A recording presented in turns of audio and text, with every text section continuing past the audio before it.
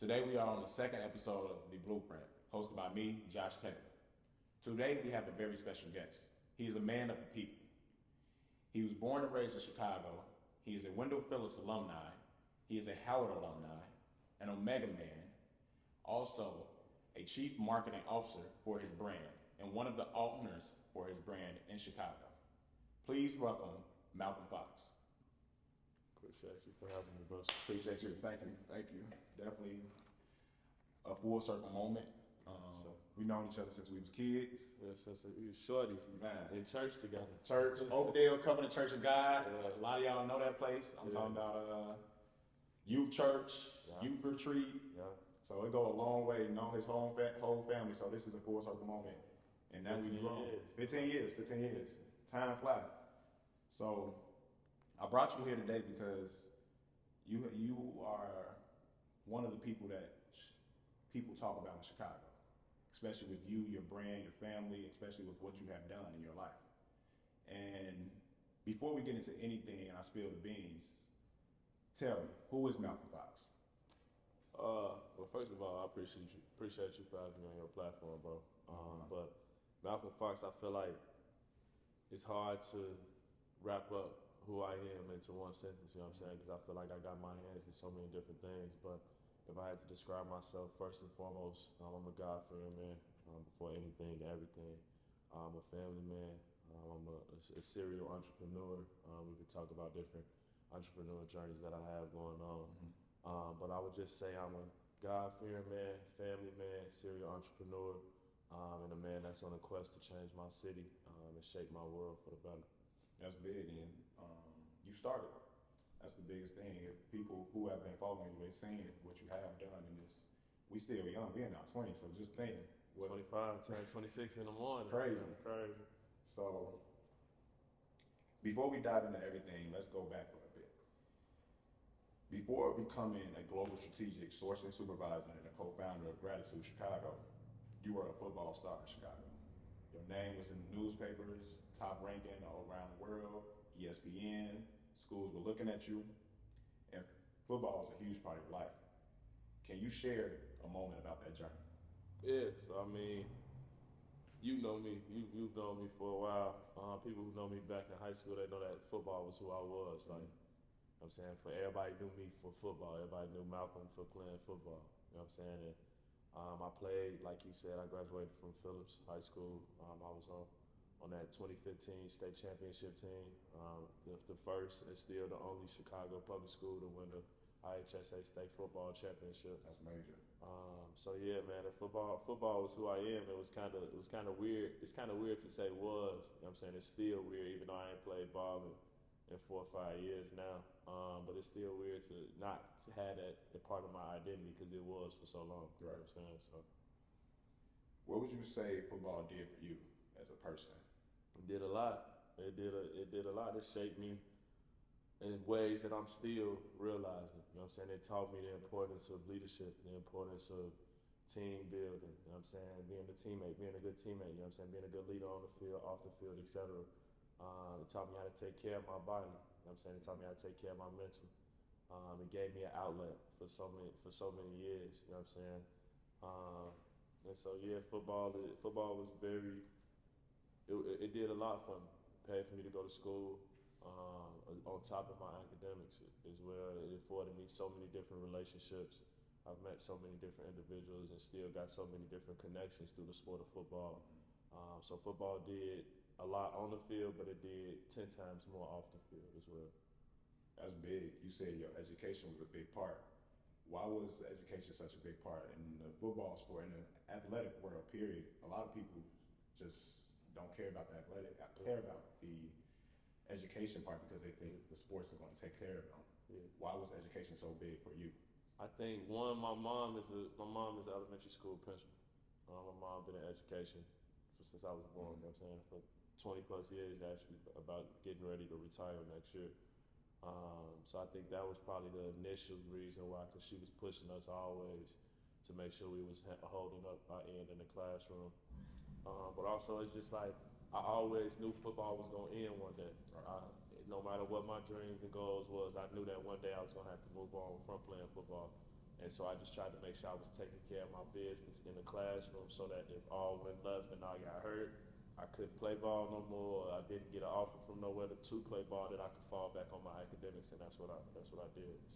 So. It's like you had your plan A, you knew what your plan A was, but that education was that plan B. Yeah. And it's still plan A, but in a sense, like you still have to focus on that so you won't find yourself lost. For sure, because it's easy to get lost, especially when you chasing athletic dreams. Like it's easy for that to become your focus, and you lose sight of what you need in order to achieve your football dream.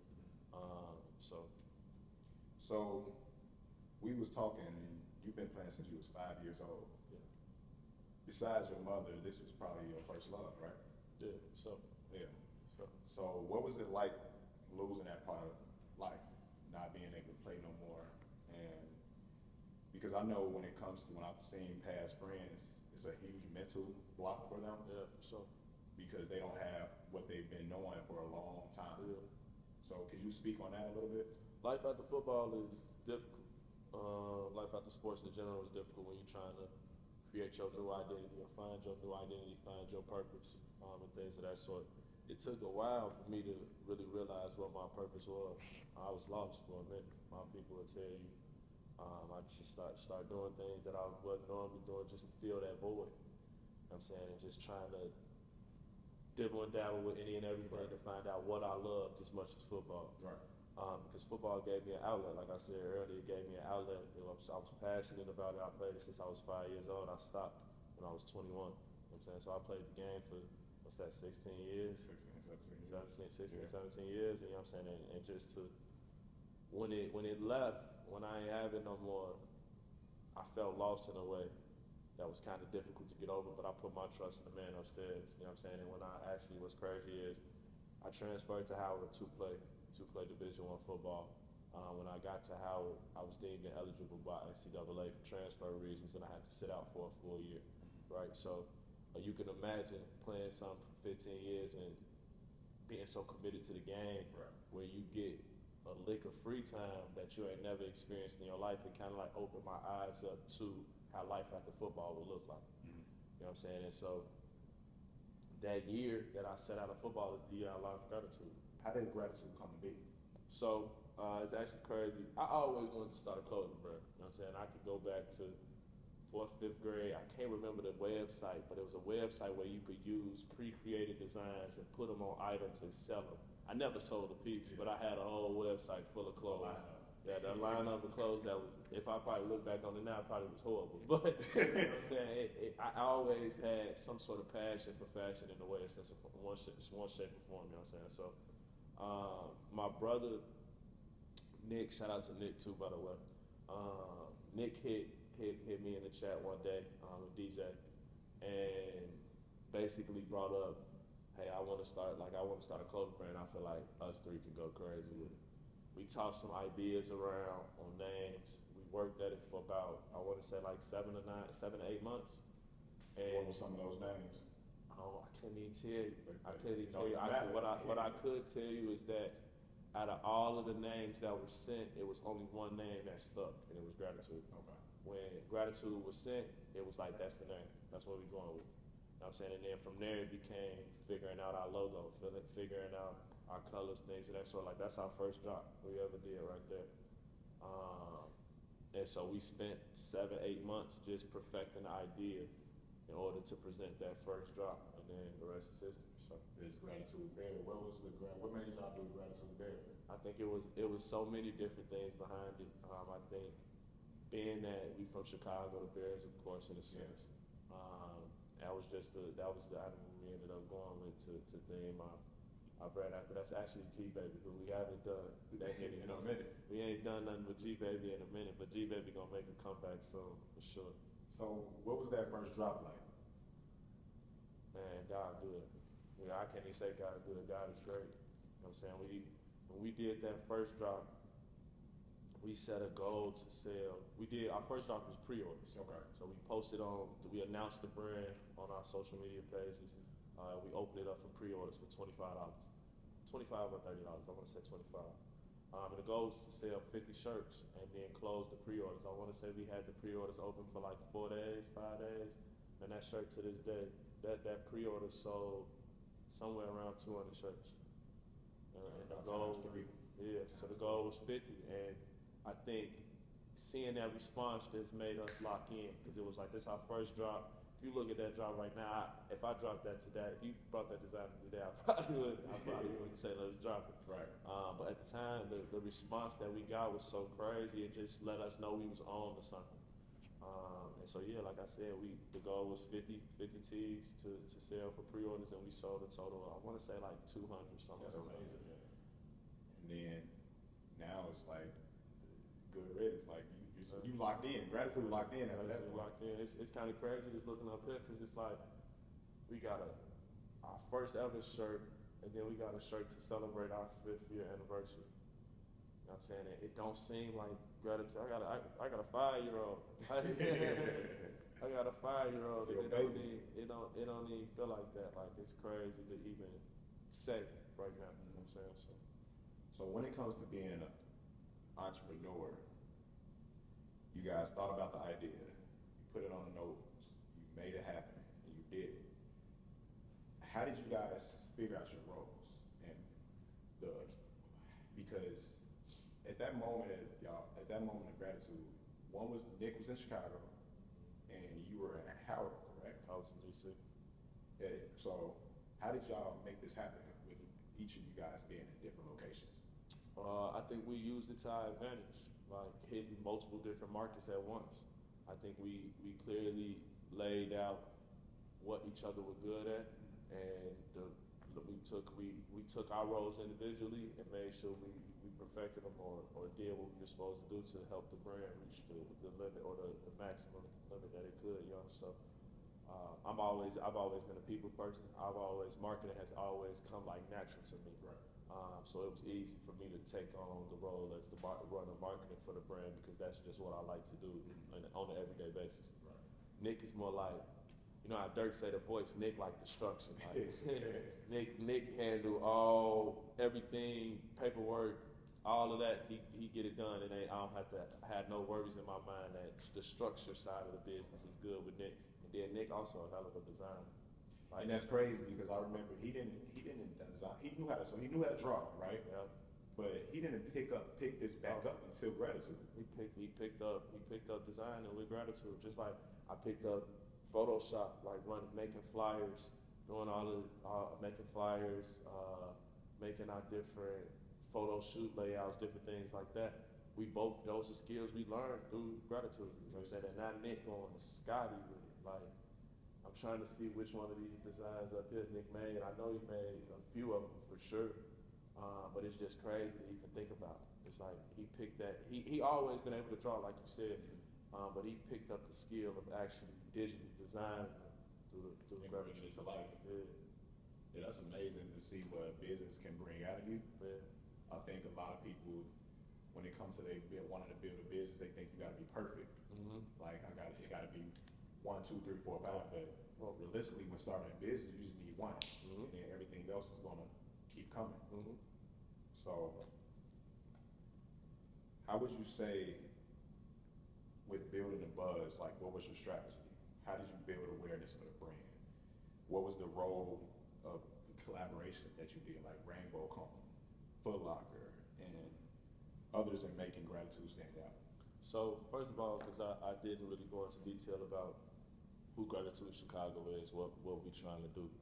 Gratitude Chicago is a clothing brand that essentially uses our fashion and platform to emphasize the importance of showing gratitude in your everyday life. So whether it's through the clothes we create, the spaces we create, it's all about pushing our people to be more grateful. And so I think early on, and even now, the most important thing was telling our story. Like every single time we dropped, in order to announce the drop, we started by telling you the story behind the drop. Right. What did the design mean? What did the design mean to us? How did it come about? What message were we trying to portray? And then when we think about collaborations, I don't have the piece up here, but we pulled off some crazy collaborations early on. Like you mentioned Rainbow Cone. Rainbow Cone is the oldest ice cream store or ice cream shop in Chicago. They've been open since the 1900s. And we pulled off a collab with them. It was the first time they ever did a collab in their the history of their business. And the way it came about was kind of crazy, but we dropped a collab with Rainbow Cone and sold out all the items. We dropped, I want to say, 2 tees, a hoodie. We might have dropped 3 tees and a hoodie. I can't remember every piece. But yeah, we did some crazy collaborations. Like you said, I think every collaboration we've done, it just gotta align with the business and what we're trying to do. Right. So we did collaborations with Foot Locker. Like you said, we did collaborations with Legacy History Pride. We did collaborations with Rainbow Cone, Banner and Berries, who's up here. And we got a few others that we've done as well. But I think every time we do a collaboration or think about a collaboration, it just has to align with the overall message of gratitude and what we're trying to portray. Was this something that you figured out during the build of gratitude, or is this something that came along while you had gratitude? I mean, I think I always understood the importance of collaboration and utilizing your network to be of an advantage for you, right? Right. But I would say I didn't really truly understand it in a business form, or like how it can help your business, until we had gratitude. Like Rainbow Cone introduced us to such a different audience. Foot Locker, I mean, we were in Foot Locker stores across 10 different cities. You know what I'm saying? And those cities stretch outside of Chicago. We were in Houston, we were in Dallas, we were in New York, we were in Atlanta, we were in DC. We were in so many different locations that we're not at, but it was allowing gratitude to be at, you know what I'm saying, and get people hip to who gratitude is and what we're doing and what we have going on. So. Right. So the biggest part of your brand is the community service, what you have done for the people. And I'm gonna let you speak on that. I'm not gonna shine light on it, but I'm gonna let you shine the light on it. The biggest thing about it is why did you tie community service to your brand, and what have community service done for your brand and the people you have impacted? I think it just easily correlates. Like, I think even when we were trying to launch Gratitude, the idea was not only to launch a clothing brand, but it was like to have we do so much in the community as individuals, right, alone, before we had Gratitude, to the point we were looking for an official vehicle to do it through. And Gratitude was perfect for that. I mean, because we're grateful for all of it. Like, I'm grateful to be able to sit down and talk to you right now. I'm grateful to be able to tell my hands to move, and they moving. I'm saying, I'm grateful to have thoughts come in my head and I can speak them to you out of my mouth. You know what I'm saying? So I think the community service is just a natural piece.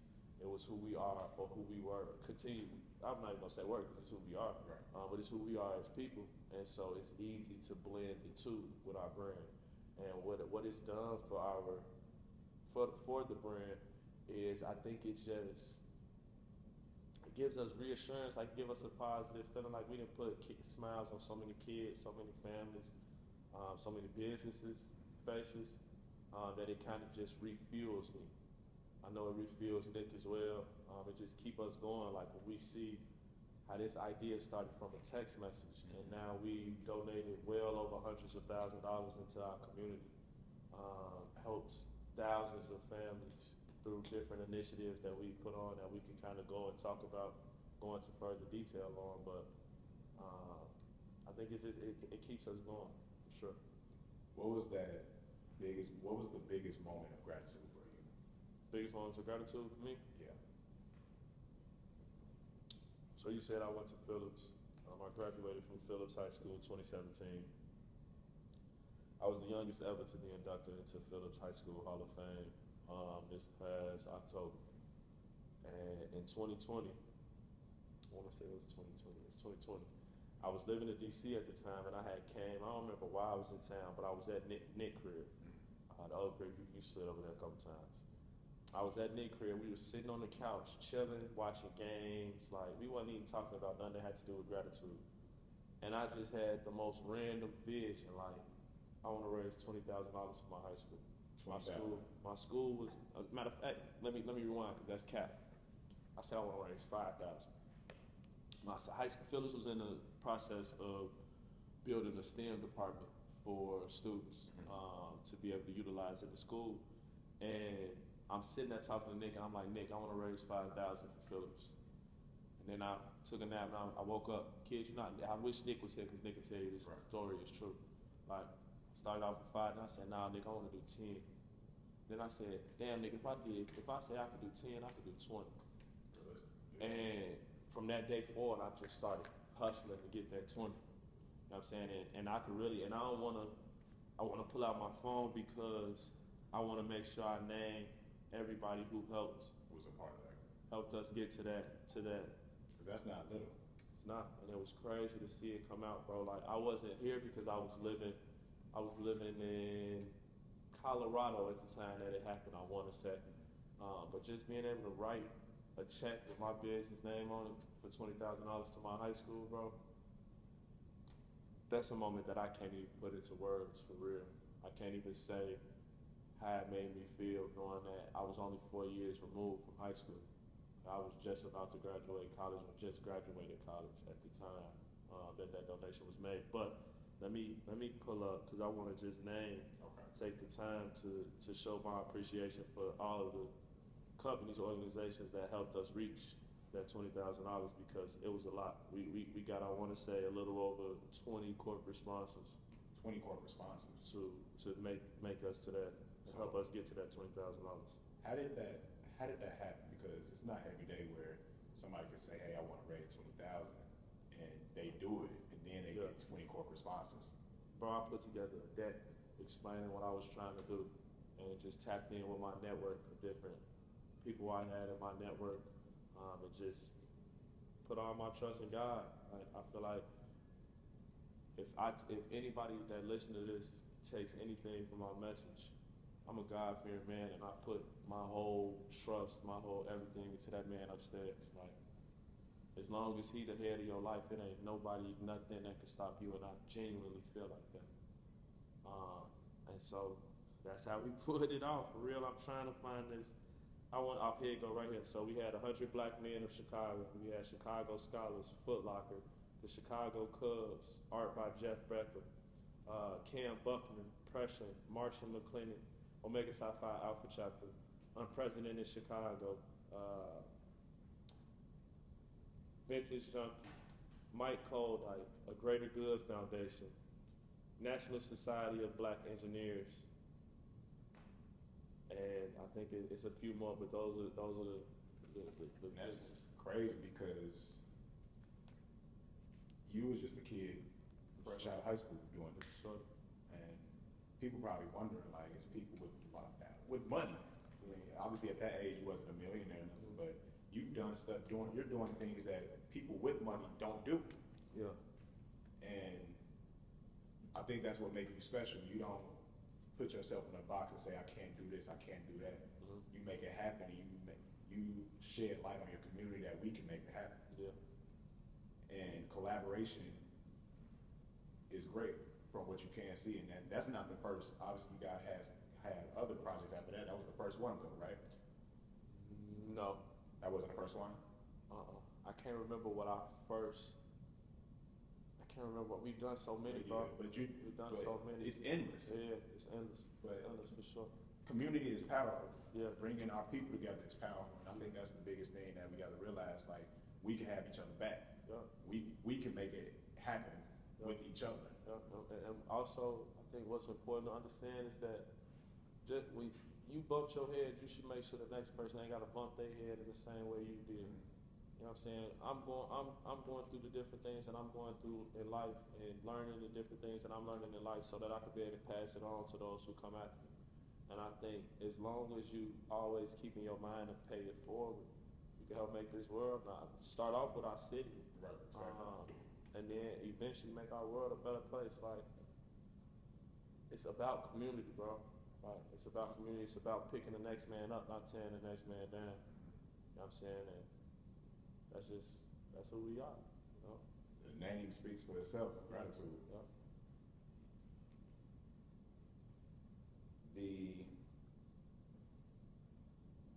But within all of this, you spoke about marketing. Mm-hmm. You are the marketing specialist in Gratitude. So you have your feet in these streets, pretty much. Yeah.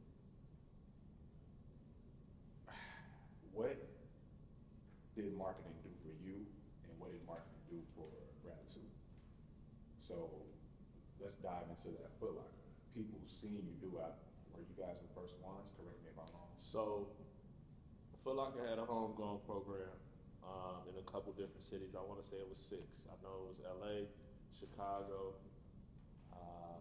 Detroit, Philly, I believe, and I can't remember the other ones.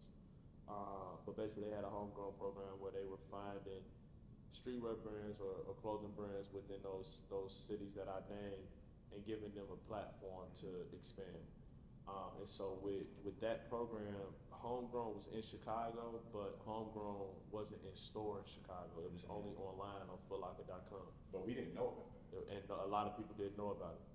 So we were the first brand in Chicago to get in store. We were the first brand in the entire Homegrown program to expand outside of our original city. So like I named earlier, we were in New York, Atlanta, of course Chicago, Houston, Dallas, DC, and I'm missing a few, but we were in multiple cities through that Homegrown program. What set Gratitude apart from the other brands? What did you do that was different? I can't really say what set us apart. I think what we did though, that I think caught them by eye, was we were authentic. We were well prepared. Every time we came, our first meeting with them, it was a meet and greet, just coming to introduce ourselves to each other. And we kind of took it to the next step where we came to the meeting with a full drop layout. Okay. Like, okay, we're gonna start off by introducing ourselves to you. We're gonna get to know you. Then we're gonna tell you how we can make this fun. Mm-hmm. And I think that caught them off guard because they wasn't expecting it. And I think then on top of that, the response spoke for itself, bro. Like, what was that response like? Our first drop with Foot Locker, we did 5 stores, all in Chicago. We sold through 90% in the first day, first weekend for sure. But we sold through 90% of units, over 90% of units in that first week of dropping. And I'm talking about the units that were in all the total stores, right. Not just at one store. We sold through 90% of the total units they purchased in that first weekend, which I think it caught us off guard. So I think it caught them off guard for sure. But they weren't expecting it. No. I don't think they were expecting. They weren't. Us. I wouldn't even call you guys small, but a local business to be that powerful. Mm-hmm. But the people that's behind you is what make you powerful too. Yeah. So they came, your supporters, your family, your friends, they came hard. They came heavy. Like, when we announced, the response was so crazy because it was so different at that time. Like when we announced that, it was a big deal in a sense, right? And so people was coming out the woodworks to support me. I will forever be grateful for the amount of people that came just to show love and pulled up on us and shopped with us. Even if they ain't shopped, they just pulled up to be there, to experience it, being that it was such a different, unique experience. I'm just forever grateful for everybody who shows love in some way, shape, or form with that drop. It hit home because we grew up going Foot Locker. Yeah, we was in the bro. We dropped in. I damn near shed a tear, bro. One of the stores we dropped in was River Oaks. Forest City was one of the stores, but the store I'm referencing is River Oaks. Man, me and my pops used to take us to River Oaks. Whenever we went like shopping, I'm a music head. My pops used to take me to the FYE in River Oaks. They don't got no Friday. They don't got no boy. Bro, used to take me to that store every Friday when the album dropped to give me the newest album or whatever music I was looking to listen to at that time. Mm-hmm. So that full circle moment, man, that shit, I'm sorry, I didn't mean to curse, but it was different, bro. Because it was like, I remember walking through these doors as a shorty. You know what I'm saying? I remember going in Foot Locker, wanting to pick up every mic, every Nike, every Nike Tech, every jogging suit, everything in the store. And now I'm looking in the store and it's my pieces that's in the store. It was just different, bro. It was different for sure. I know your family played a huge role for you. What would you say it's like having your father and your mother seeing you guys come to this type of success? And sister. If we rockin' they roll, you know what I'm saying? Like, my family come crazy behind gratitude. You know, like, I can't even put into words. Yeah. I'm just sitting there thinking about all the experiences, like how my parents allowed me to use their crib for our warehouse for the most part.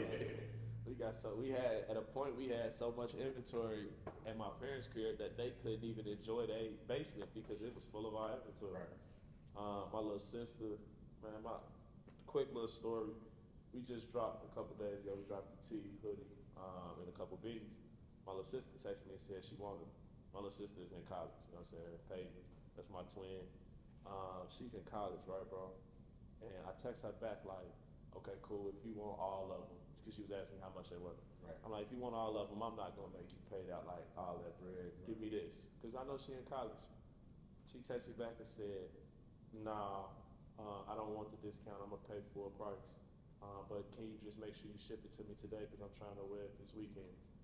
And that was probably so small to her, but to me, that shit damn near made me drop a tear, bro. I had to call my mama and talk to my mama about it, because I'm like, Ma, like, this little girl in college, you know what I'm saying? And she just told me, it's people out here that's asking me for discounts, and they ain't never shopped with the brand before. You know what I'm saying? And she coming in here as my little sister, she done damn near helped me make it, or helped me pick it up, or help me ship orders, or help me pack orders, something, and she's not even looking for a discount. So I think that story alone just kind of wraps up the type of family, like the type of support system gratitude has, which, like I keep saying, I'm forever grateful for. That's a blessing. That's a blessing for sure, because she probably knows it's full circle. Whatever y'all reap, she's gonna sow. Yeah. She's gonna be right there. Yeah.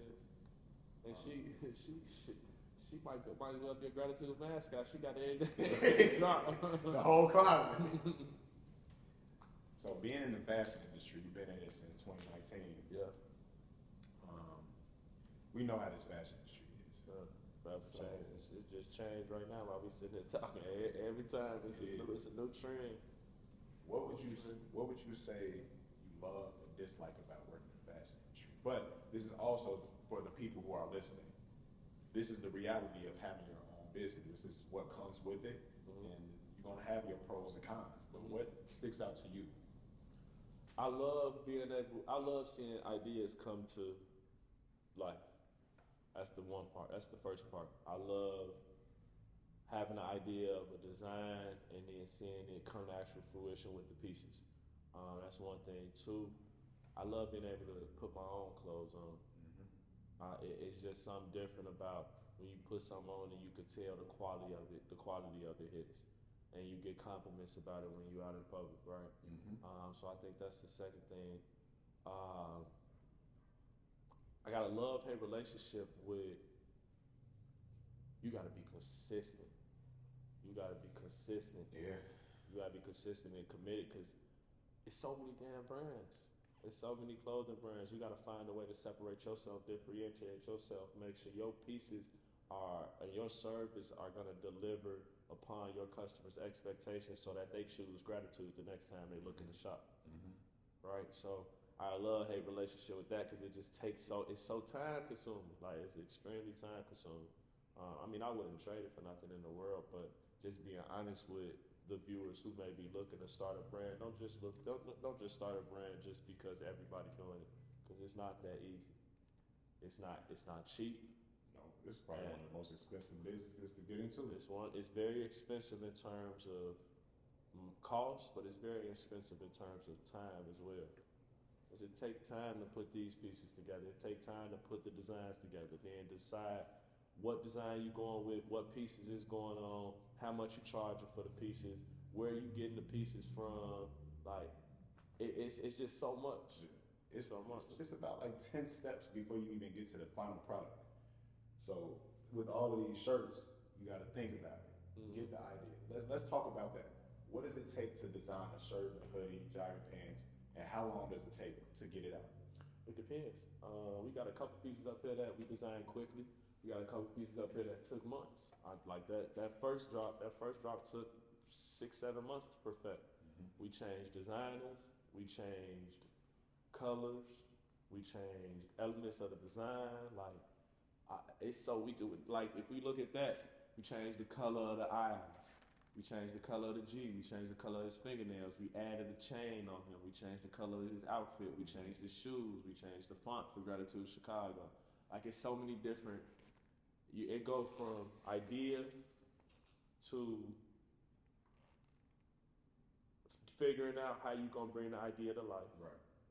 To getting the idea brought to life, which has 10 steps within that. Right. Then to figuring out, okay, now I got this design. What piece am I gonna put it on? Am I going cut and sewn route? Am I going blank route? If I'm with either one, it's multiple questions to follow that. Who gonna cut and sew it? Where I'm gonna get it? Who I'm gonna buy the blanks from? Who gonna print on it? Do I want this printed? Do I want it embroidered? Like, how do I want the design applied? Like, it's so many. It's endless. We could sit up here and talk for days on how many steps are involved with actually bringing a piece to fruition. So with all of that, what would you say is the hardest part about being a brand in Chicago? Standing out. Standing out and standing out, I would say it's three. Standing out, lasting the test of time, and then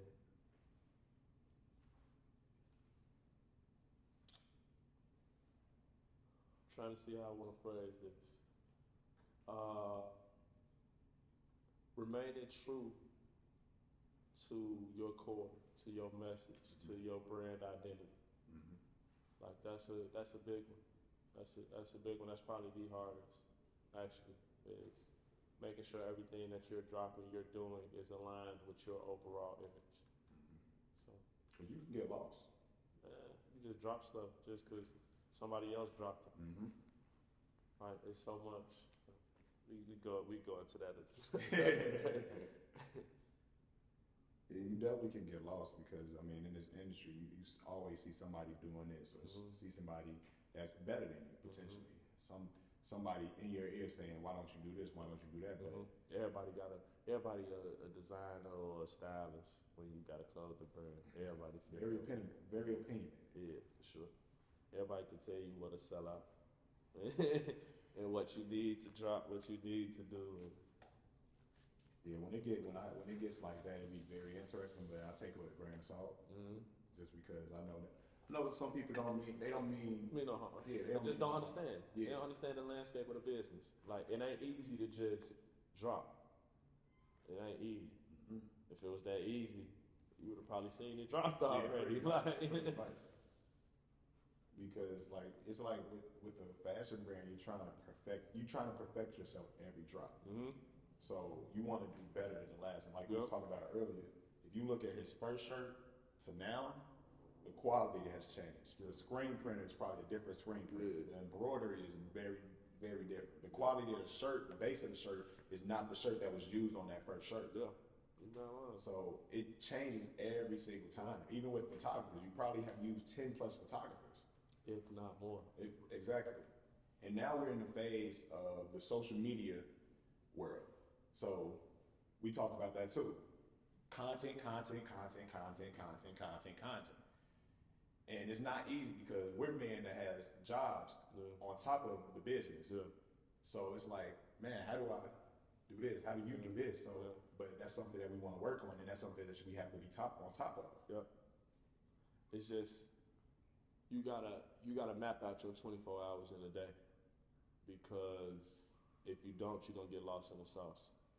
You gotta make sure you're taking advantage of all your time. Like, when I leave here, I'm going to do a photo shoot. That's crazy.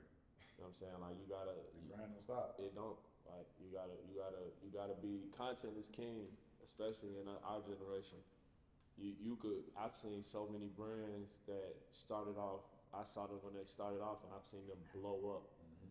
The power of social media is undeniable, bro. And you have to, especially while we have it to use to our advantage, we gotta use it to our advantage for sure. So what does the future of gratitude look like? That's something that you have to think about on a regular basis. Yeah. Just because you don't want to be a brand that is here for a moment, and then we look back and they be like, damn, man, Gratitude was busted, but it's no longer here. We want to be like leaders. They've been here since we was kids. Shorties. Chance the Rapper growing up in the shop. We Chief Keef in they clothes. Even with you guys, Lotto in the shirt, Herb in your shirt. So, what does the future look like for you, and what will you do to keep the brand going? I think we're going to keep changing our city. We're going to keep changing, impacting the youth, impacting our world. You know what I'm saying? Gratitude is bigger than us. Gratitude is I'm really like, anybody who know me know that I'm grateful for the small things, bro. Like, and I feel like if everybody just took the time to incorporate gratitude into their daily practices, they'll see their life change, transform in ways that they didn't even know they needed. You know, so 5 years or in the future, I didn't mean 5 years. In the future, I would say gratitude gonna keep putting on for our people. We're gonna keep changing the city. We're gonna keep investing in our youth, investing in our community, improving our community. And in terms of a fashion sense, it's gonna get better. This shit on the floor. we about to go the high fashion route. You kind of have to. Yeah. Because this shirt right here is only that's just the start. This won't last forever. Yeah. It's time to make more timeless pieces. It's time to make pieces that people put in, and we do. But I just say in the future, with what we got in the vault, I think I'm confident this shit finna go through the roof. I think you said something one time. It was like gratitude is high fashion.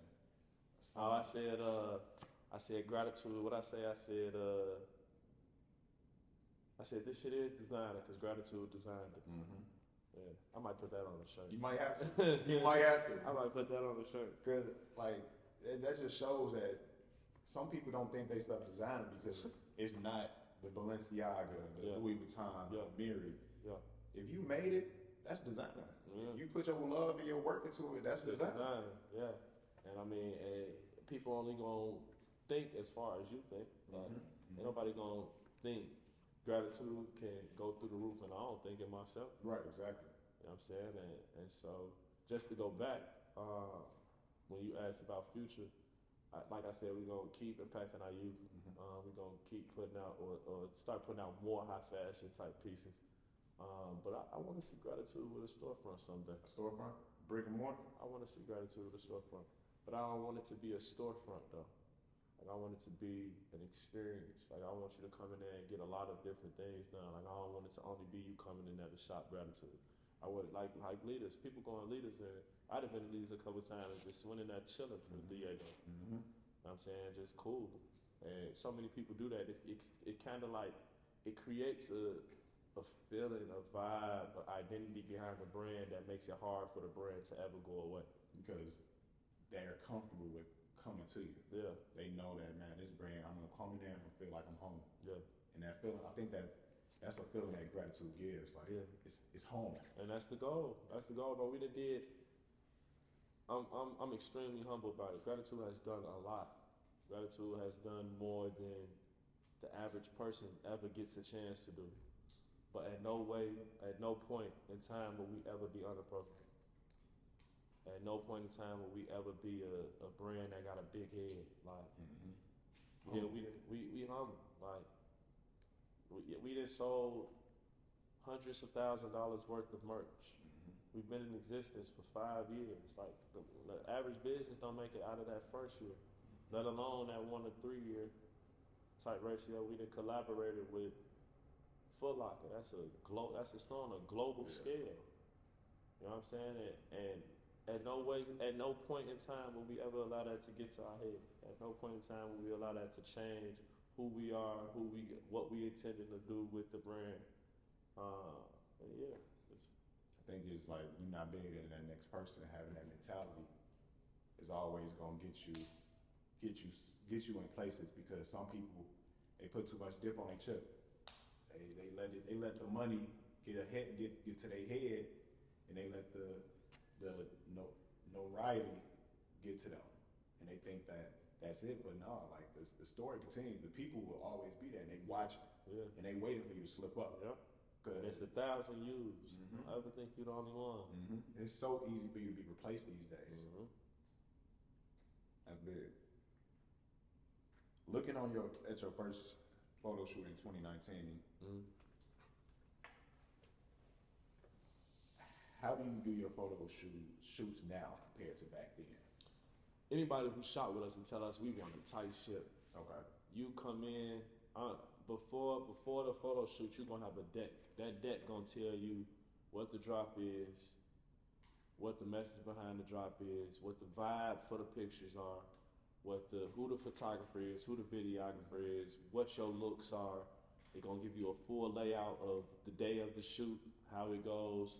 You're gonna have a mood board for all of the different shots we trying to get, and then you're gonna have a post schedule. So you're gonna know when we posting what we posting, if we're tagging you, if we want to collaborate with you, what the caption is. We lay it all out for a photo shoot. And a lot of people who've shot with us have told us that we're one of their favorite brands to work with just because of how tight of a ship we run. But it always wasn't like that.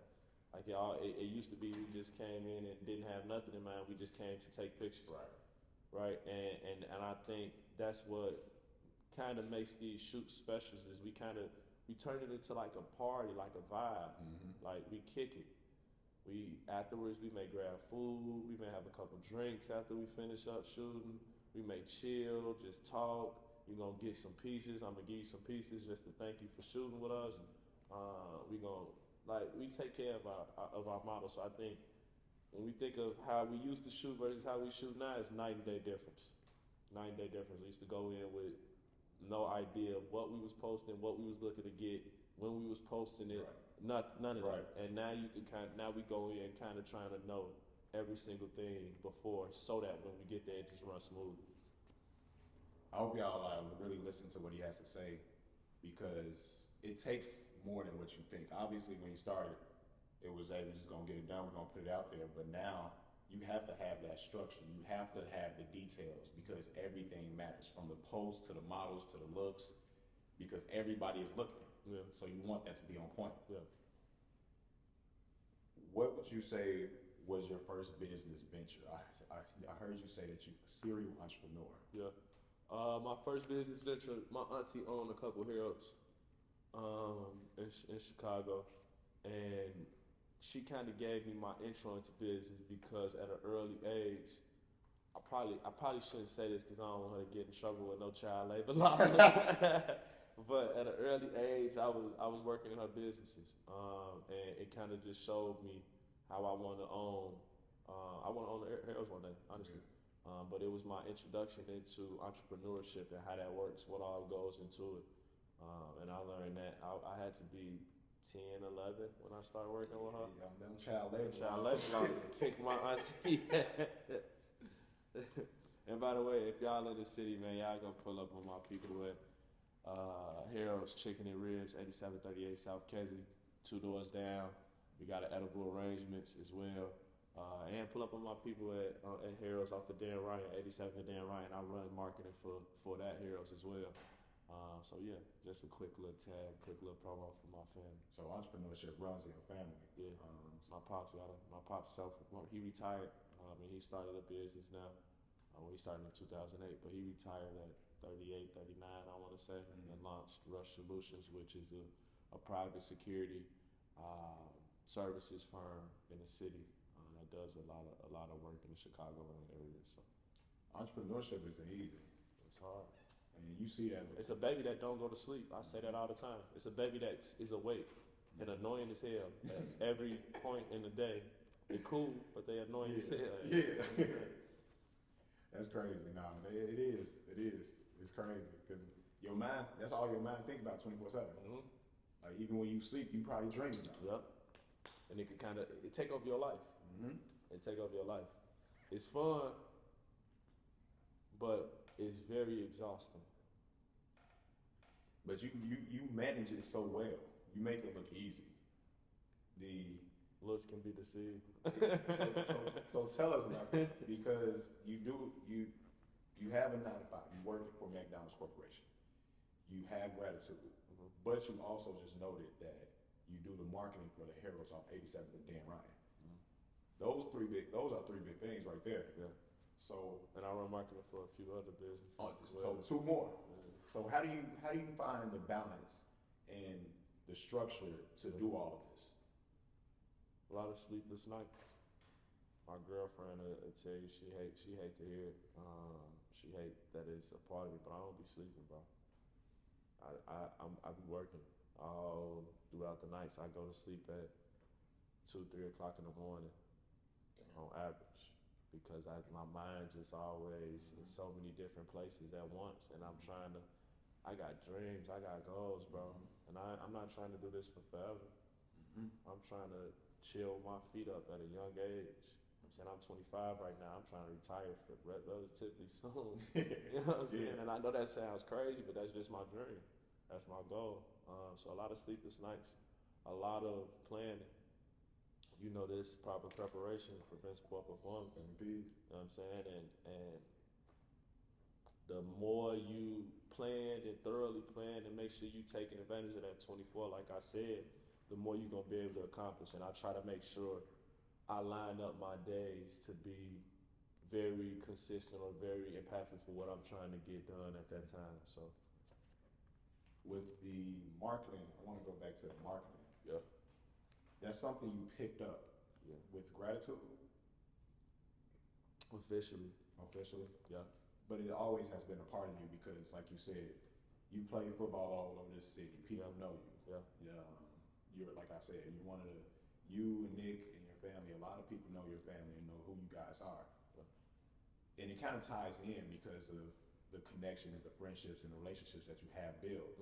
So it kind of, it's perfect. You're in the perfect role. What do you do for marketing, and what tips do you have for marketing? Because you raised that Harold's Chicken on 87th and Dan Ryan from 400 followers to 24,000, I think we at now. 24,000. I think when I took over marketing for them, it was at like 400 followers or like 300 some followers, and now we at like 24,000. We got multiple videos that hit 1 million views. Everything we post at this point.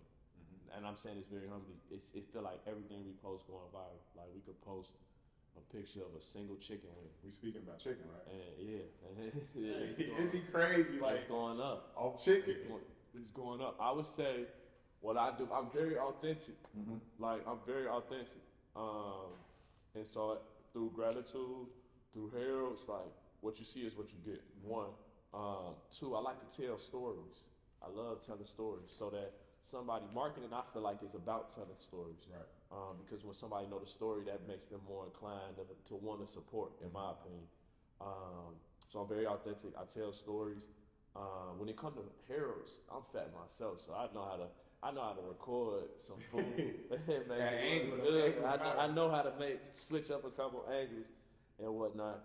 But then also just being consistent with your marketing, like making sure that identity that we talked about, the brand identity that we talked about earlier, just making sure all your marketing aligns to that overall brand identity, so that you could keep growing within your followers, within your new followers, within your platform. So that's amazing. Yeah, I couldn't. It's just crazy hearing that you made that page go from 400 to 20,000, 24,000. Yeah. But like you said, those reels in a year. In a year? In a year and a half. I think I've been running that marketing for like 17 months. But it just took consistency. It took consistency, bro. The first couple posts, they was doing good. We had one post that went viral. Yeah. And it was actually crazy how sometimes negative things can turn you up. But we had one post that went viral, and it went viral because a guy didn't have on gloves or something like that in the video.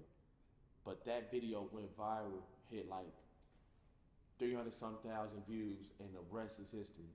Ever since then, everything been going viral. We done had corporate, a Chicago legend, come in and film music videos there, film skits for his shows. Then we got endless influencers and celebrities that have mentioned the Heroes or have posted the heroes or have commented on, interacted with some posts. We got Bears players, we got rappers, we got actors, we got NBA players. There's so many different influences that's been tapping in with the heroes. It's just been, it's fun. Like, it's been fun to see how up the page has gone in such a short amount of time.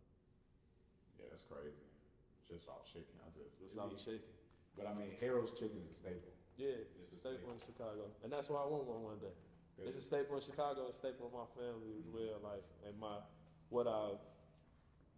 journey, like Harold's was my first introduction for real to entrepreneurship. My pops was my first introduction, to be honest, but there was not much I could do with a security services firm at an early age. Right. There was not much work I could do. It was not much hands-on I could do. I could be around and listen to the conversations and understand it. Now I run their marketing. Like, now I'm doing stuff for them because I'm able to at my age. But Harold's was just, when I was a baby, I was able to go in there and bag up some food or hand you some coleslaw or take your order, you know. So it's crazy because I grew up, my grandfather was an entrepreneur. He pretty much raised me. And I grew up in this car shop. Yeah. Born like body, mechanic. I'm in there from, you start your day probably 6 in the morning, get in the car with him to 9, 10 at night. And he did that every day for 40 plus years. The entrepreneurship game ain't no joke. It's not, bro. It's not. And I try to let people know that because I feel like social media does people wrong by making it look so easy. Like, on social media, it look just like glitz and glamour. Like, they don't tell you the details. They don't tell you the details. They don't tell you the nitty and gritty behind how they got different things done. They just let you know, oh, I just made $250,000 on one drop. But they didn't tell you that they stayed up for 12 days straight, 24 days straight planning the drop, or they didn't get the first batch of orders because the manufacturer finessed them, so then they had to come out of pocket to get the the money for the pieces. Like, social media just make it feel like it's all just good. It's all just wins. It ain't no losses associated with it. Have you guys had any losses in gratitude? We had a few. We've had a few. We've had different pieces not come out how we wanted them to. We've had a few, but nothing that has stopped us. Nothing that has, you know what I'm saying, God willing, prevented us from continuing to go. That's a blessing. That's a blessing. What would you say is your message to the people? Speaking, who's listening, who knows you, but to those people who don't know you. Keep God at the forefront of your life. Keep God at the forefront of your life. Keep God at the forefront of your life. I gotta say it 3 times just so it hits you. It ain't nothing that's too big. It ain't no dream that's too big. It's nothing that's too hard. It's nothing that's too difficult. If God gave you the thought or the goal or the dream, He gave it to you for a reason. So 1, keep God at the forefront of your life. 2, stay committed. Don't get complacent.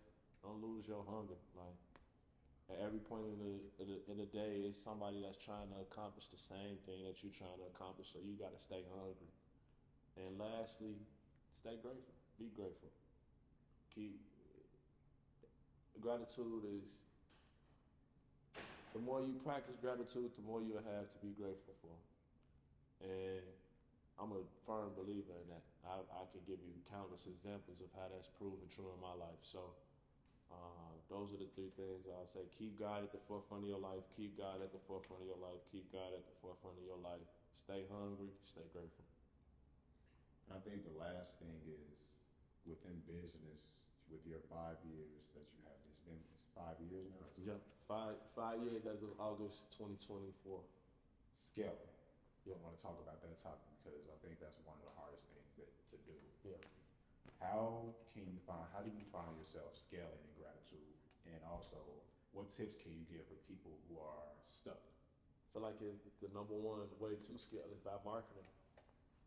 Running those SEOs, running those ads, going out and taking your brand to different places, different markets. Gratitude did a pop-up tour We've done 3 or 4 pop-up tours so far in our 5 years, but each tour we've hit 6, 7 cities that we're not from to introduce those cities to our brand. Now we're in majority of those cities we've done pop-up tours and we have a consistent client base: Atlanta, New York, LA, Detroit, DC,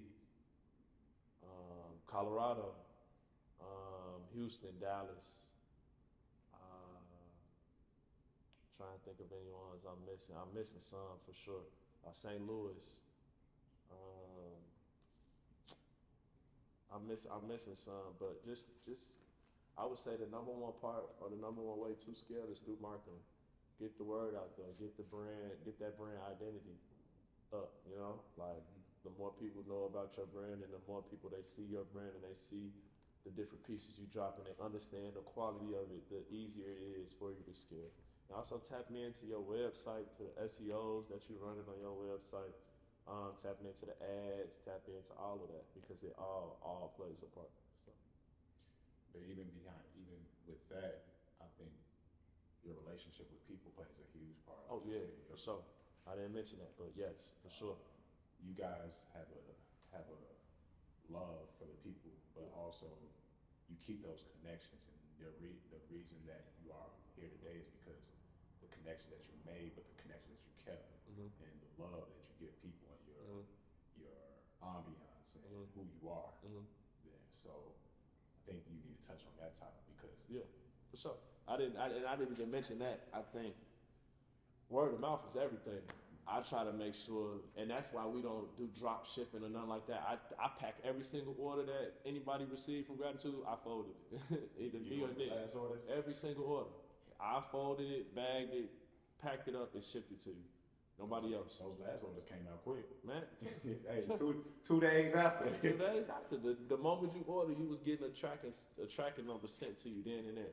But relationship with people is everything, because they talking more than anything, you know. And people are talking about the quality of customer service they received, the quality of the product they received, and I hate to say it, but the more people see somebody wearing, for instance, the more people see me wearing Gratitude or see somebody wearing Gratitude, the more they're going to feel inclined to wear Gratitude. When Lotto just pulled up to Chicago and her and all her dancers wore Gratitude. I didn't know the dancers wore Gratitude. The whole set wore Gratitude. When that occurred, it just made it feel like more real to people. Like when her put on the hat and filmed a music video in a custom, we did a Grateful Fitted collection where we were just dropping multiple custom fitteds, and we ended up catching the eye of Herb with making a one-on-one for Herb. When Herb wore it, it was kind of like the reaction was a Herb wearing it, so I gotta wear something. Herb wearing it, I gotta get it, you know. And that's kind of like, that kind of just touches on the power of relationship, the power of connections, the power of networking.